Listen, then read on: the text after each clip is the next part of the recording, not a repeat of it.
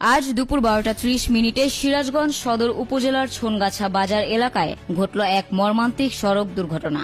Private car ও মোটরসাইকেলের মুখোমুখি সংঘর্ষে গুরুতর আহত হয়েছেন অন্তত 7 জন। এ ঘটনায় মুহূর্তেই পুরো বাজার এলাকায় আতঙ্ক ও চাঞ্চল্যের সৃষ্টি হয়।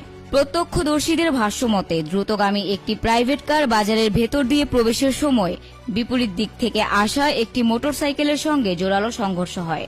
সংঘর্ষ এতটাই তীব্র ছিল যে মোটরসাইকেলটি প্রায় দুভাগ হয়ে যায় এবং উভয় যানবাহনের আরোহীরা রাস্তায় ছিটকে পড়ে গুরুতর আহত হন। মোটরসাইকেলে থাকা 3 তরুণ গুরুতরভাবে আহত হন।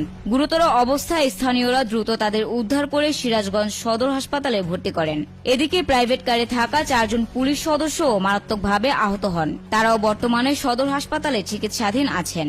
এলাকাবাসীর দাবি, অতিরিক্ত গতির কারণেই এই ভয়াবহ দুর্ঘটনা ঘটেছে। তারা মনে করেন ট্রাফিক আইন অমান্য ও বেপরোয়া গাড়ি চালানোই এর মূল কারণ।